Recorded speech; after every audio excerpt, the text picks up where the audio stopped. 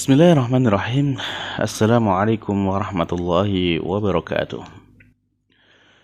Alhamdulillah, wassalatu wassalamu ala rasulillah wa ala alihi wa ashabihi wa man wala wa la hawla wa la quwata illa billah. Alhamdulillah, para pemirsa sekalian yang dimuliakan Allah Subhanahu wa taala. Kita harus mengaturkan rasa puji dan syukur kita kepada Allah Subhanahu wa taala.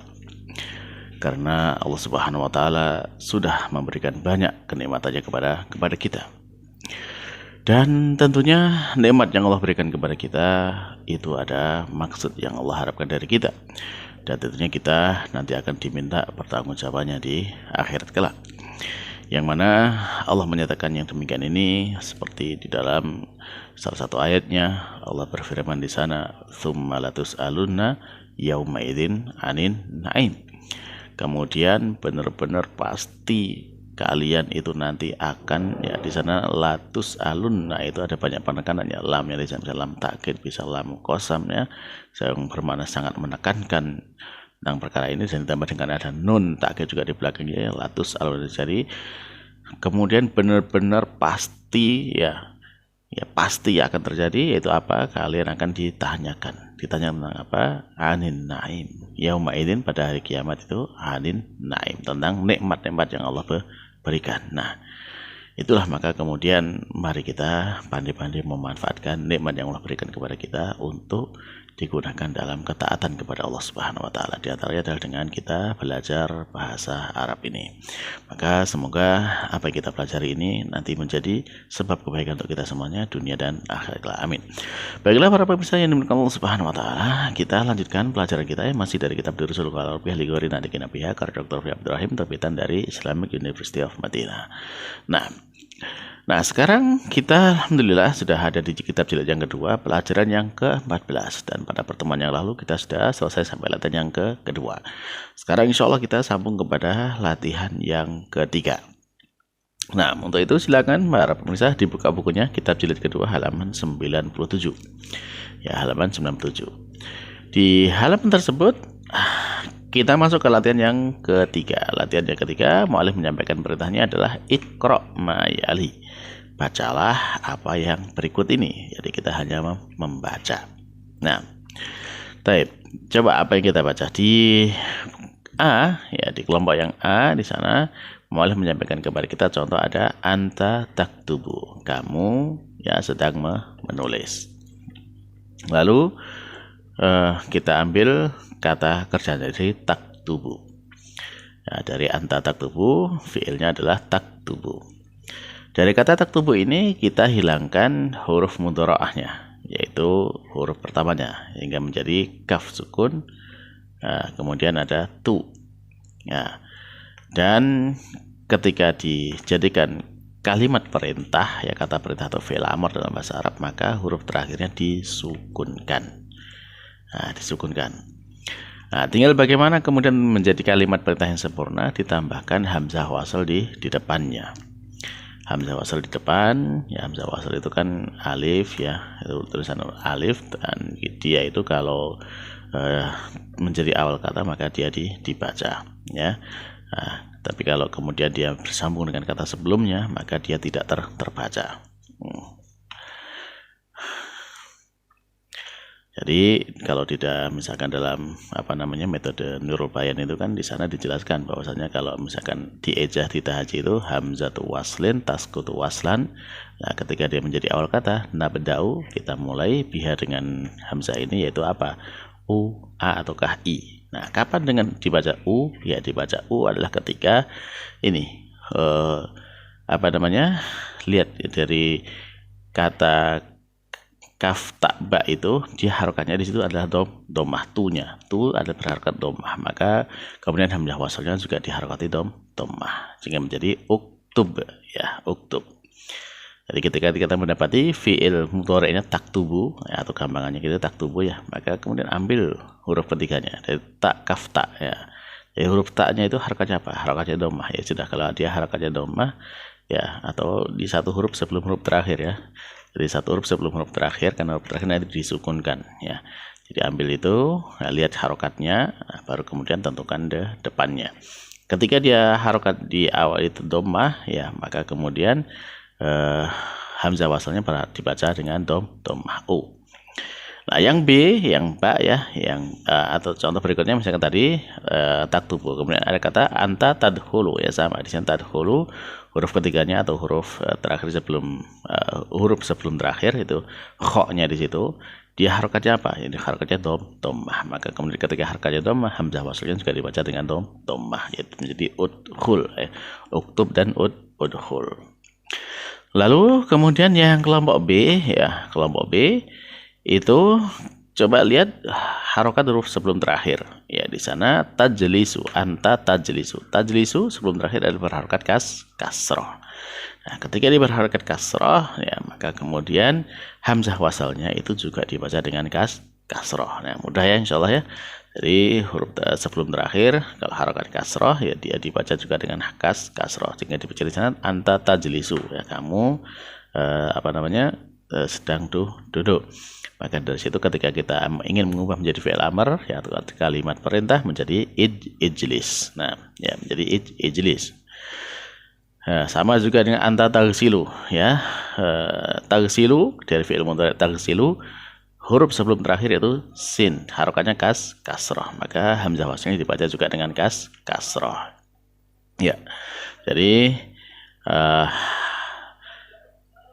tajlisu menjadi ijlis, taghsilu menjadi igsil. Nah, jadi kasroh menjadi kasroh. Ketika hamzah huruf sebelum terakhirnya kasroh, ya maka kemudian hamzah wasalnya juga dibaca kasroh. Nah, kita nanti tinggal baca contoh-contoh yang ada di dalamnya. Baik, kemudian yang C, yang ketiga yang di bawah ya, itu kita dapati kata perintah anta tadhabu, ya kamu sedang pergi. Tadhab, ya ingat di situ huruf terakhir huruf sebelum yang terakhir itu dengan harokatnya apa? Yaitu harokatnya adalah fathah, tadhabu, ya.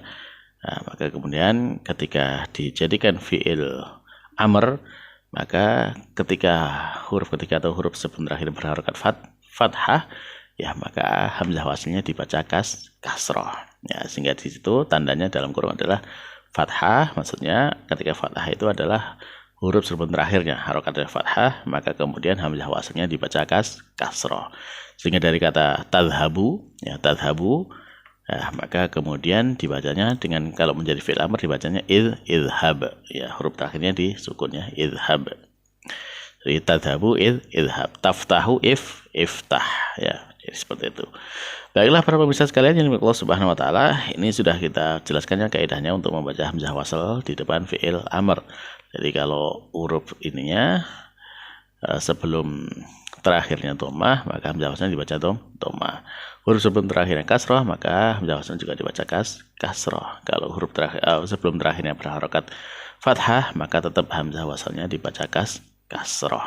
Nah, kapan hamzah wasal dibaca fathah? Yaitu ketika dia bersanding dengan lam ta'rif, ya, menjadi al, ya, seperti kita baca ar-Rahman, ar-Rahim dan seterusnya. Maka itu hamzah wasalnya dibaca dengan fathah. Nah, di sini kita tidak membahas itu, kita hanya membahas yang di fi'il amr, itu dibaca dhammah ataukah dibaca kasroh. Dibaca dhammah ketika huruf sebelum terakhirnya berharokat dhammah, dan kemudian ketika huruf sebelum terakhirnya berharokat kasroh ataukah fathah, maka hamzah wasalnya dibaca kasroh.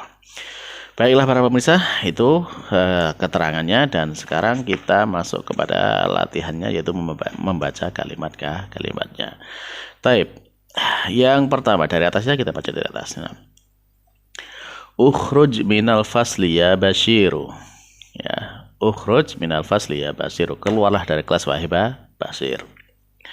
Lalu kemudian yang kedua, uktub darsaka ya Ali. Ya Ali, tulislah pelajaranmu wahai Ali. Lalu yang ketiga, usjud lillah, bersujudlah kepada Allah.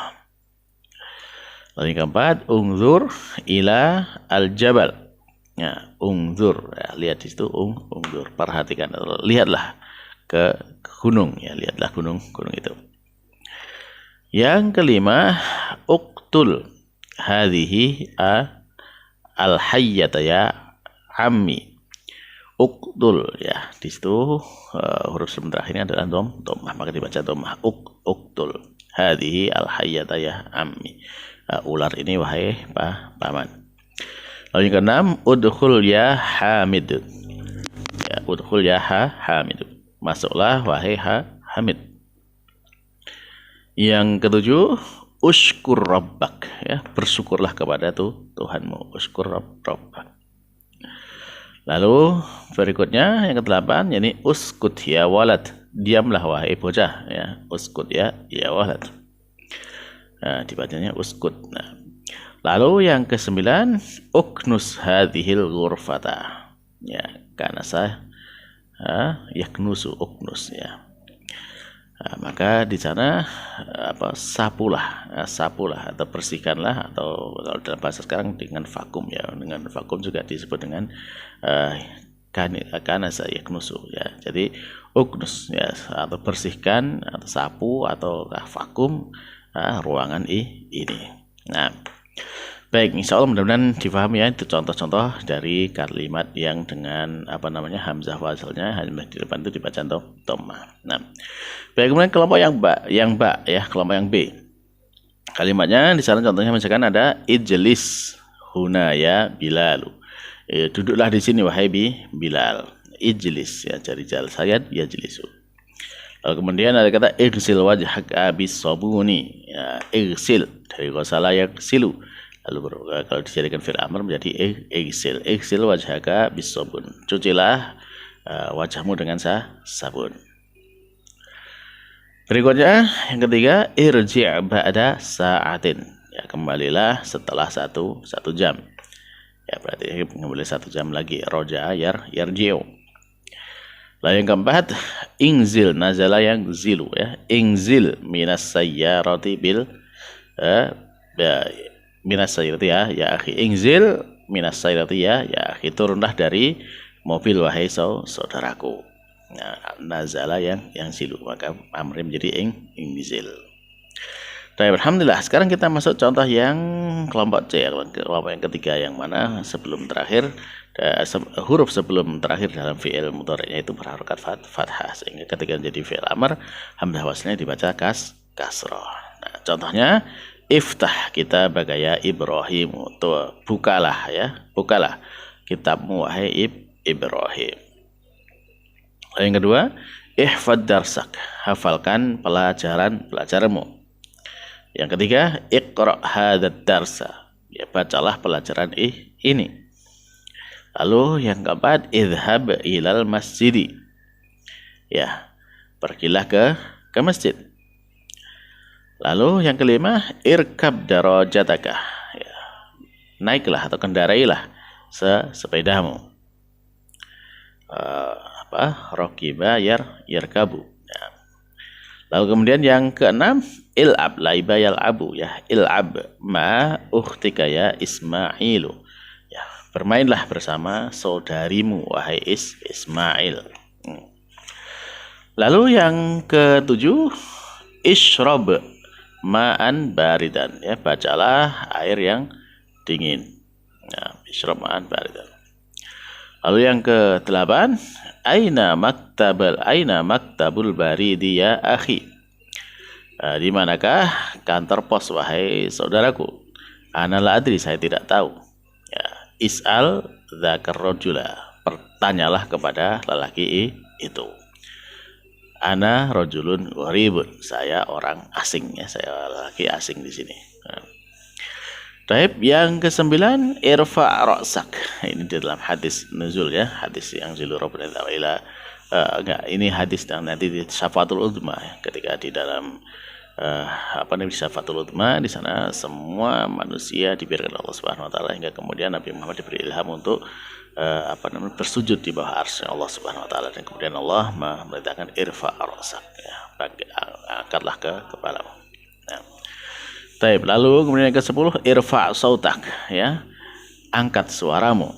Ini juga pernah diucapkan oleh Nabi SAW kepada sahabat Abu Bakar, karena sahabat Abu Bakar suara sangat lembut ya, sehingga dia diminta untuk meninggikan sedikit suaranya. Irfa' sautak ya, keraskan suaramu. Lalu kemudian yang ke-11, Qala Allah Ta'ala fil Quran, Allah Subhanahu wa taala berfirman di dalam Al-Qur'an, Iqra bismi rabbikal ladzi khalaq. Bacalah dengan nama Tuhanmu yang telah menciptakan. Terakhir yang ke-12 ya. Qala Allah Ta'ala li Musa alaihi salam. Allah berfirman kepada Nabi Musa alaihi salam, idhhab ila Fir'aun. Ya, pergilah kepada Fir'aun. Ya, idhhab dari dhahaba yadhhabu. Kemudian juga waqala, dan Allah juga berfirman, idhhab anta wa akhuka. Ini adalah ucapan dari kaumnya Musa kepada Nabi Musa. Ya. Idhhab, pergilah, anta kamu, wa akhuka, dan saudaramu. Ya. Taib. Terakhir ya dari latihan ketiga ini, maka di sana mu'alif menutup dengan anta ta'kulu. Ya, kamu sedang makan. Untuk dari kata ta'kulu untuk menjadi fi'il amr, maka di sana cukup dengan menjadi kul, bukan ukulu, tapi menjadi kul, karena ini termasuk akala, itu termasuk ada huruf ilatnya ya, yaitu huruf ilatnya adalah alif di depan. Sehingga untuk membentuk fi'il amr seperti ini cukup dihilangkan huruf ilatnya, yaitu menjadi kul, bukan ukulu tapi kul ya. Demikian juga akhadha ya'khudhu atau anta ta'khudhu, maka kemudian untuk menjadi fi'il amr ya dengan cukup dihilangkan depannya, jadi huruf ilatnya menjadi khudh, ambillah ya, khudh. Nah, baik, insyaallah jelas ya untuk membentuk fi'il amr ini, dan mudah-mudahan kita bisa memahami ketika mendapati kata ini maksudnya apa dan bagaimana kita membacanya ketika mendapati teks yang gundul. Nah, para pemirsa sekalian Allah Subhanahu wa taala, nah, sekiranya apa yang kita pelajari ini cukup untuk kesempatan kali ini. Semoga ini menambah ilmu bagi kita, ilmu yang bermanfaat untuk kita dunia dan akhirat. Amin. Kita akhiri dengan doa kafaratul majelis. Subhanakallahumma rabbana wa bihamdika asyhadu an la ilaha illa anta astaghfiruka wa atubu ilaik. Wassalamualaikum warahmatullahi wabarakatuh.